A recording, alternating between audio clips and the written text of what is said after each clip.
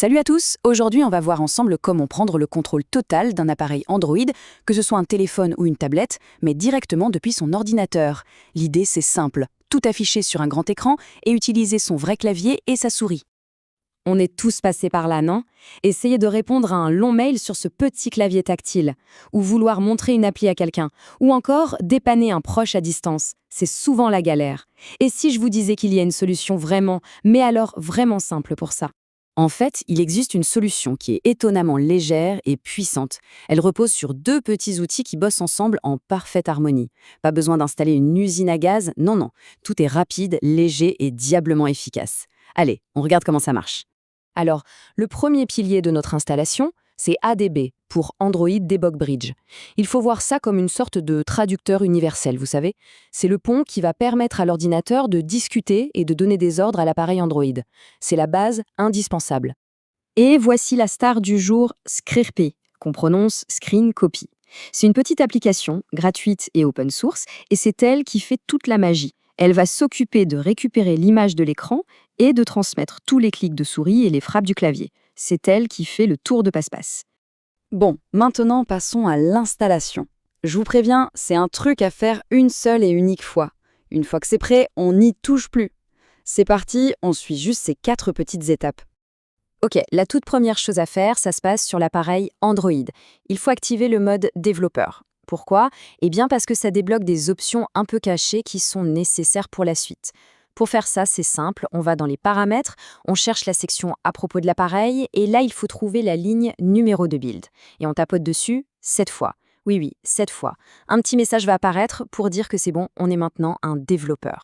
Une fois que le mode développeur est activé, hop, un nouveau menu apparaît dans les paramètres. On y va et on cherche l'option débugage USB. On l'active, c'est ça qui va permettre à l'ordinateur de communiquer via le câble USB. On branche ensuite l'appareil au PC et là, attention, un point crucial. Un message va s'afficher sur l'écran du téléphone ou de la tablette pour demander d'autoriser la connexion. Il faut absolument dire oui, c'est une sécurité. Allez, on retourne sur le PC. Évidemment, il faut avoir installé les outils ADB et SCRCY sur l'ordinateur au préalable. Une fois que c'est fait, on ouvre ce qu'on appelle un terminal ou une invite de commande et on tape cette commande toute simple ADB Devices. C'est le moment de vérité, on va voir si la connexion est bien établie. Et voilà ce qu'on veut voir. Si tout s'est bien passé, le terminal va nous répondre avec une ligne de charabia, un numéro de série, suivi du mot magique device. Ça veut dire que le PC et l'appareil Android sont bien en train de se parler. Mission accomplie! Et voilà, le meilleur pour la fin. La dernière étape est d'une simplicité déconcertante. On tape juste SCRCPY dans le terminal, on appuie sur Entrée et c'est tout. Instantanément, une fenêtre s'ouvre sur l'ordinateur et paf, l'écran de l'appareil s'affiche en temps réel. Bon, la configuration de base est faite, c'est super. Mais la puissance de cet outil ne s'arrête pas là, loin de là. On va voir comment on peut aller encore plus loin avec quelques fonctions avancées bien pratiques. Imaginez que vous deviez faire un petit tuto ou une démo. Eh bien, en plus de juste afficher l'écran, on peut tout enregistrer en vidéo. Il suffit d'ajouter une petite option à la commande SCRCP-record et de donner un nom de fichier. Et hop, ça enregistre toute la session dans une vidéo. C'est direct, simple et super efficace. Le câble USB, c'est pratique, mais parfois c'est un peu contraignant. Bonne nouvelle, on peut s'en passer. La manip est simple. Pendant que l'appareil est encore branché, on tape une commande pour dire à ADB de passer en mode réseau. Ensuite, on peut débrancher le câble, se connecter à l'appareil via son adresse IP sur le Wi-Fi et lancer SCRCP comme d'habitude. Et voilà, le contrôle total mais sans aucun fil. Ce petit tableau résume bien la situation. La connexion filaire, c'est la plus simple à mettre en place la première fois et c'est aussi la plus stable. Le sans fil, lui, offre une liberté de mouvement géniale, mais sa performance va dépendre de la qualité de votre réseau Wi-Fi.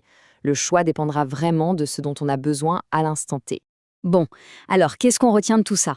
L'idée principale, c'est que prendre le contrôle de son appareil Android depuis un PC, eh bien, c'est une opération qui demande vraiment un effort minimal pour un résultat absolument maximal. Voilà pourquoi SCRCP est un outil qui change vraiment la donne. Il est super léger, il ne ralentit pas du tout l'ordinateur, il est incroyablement rapide, la réactivité est bluffante, et du coup il est parfait pour plein de situations. Faire des démos, tester des applications quand on est développeur, ou même juste aider un ami à configurer son téléphone. Au final, tout se résume à ça. Après la petite configuration du début, qu'on ne fait qu'une fois, il suffit d'une seule commande, CRCRPI, pour avoir un contrôle total. C'est vraiment la définition de la puissance et de la simplicité réunies. Et donc, la question qu'on peut se poser pour finir, c'est maintenant que cette barrière entre le petit et le grand écran est tombée, qu'est-ce que ce nouveau super pouvoir va nous permettre de faire?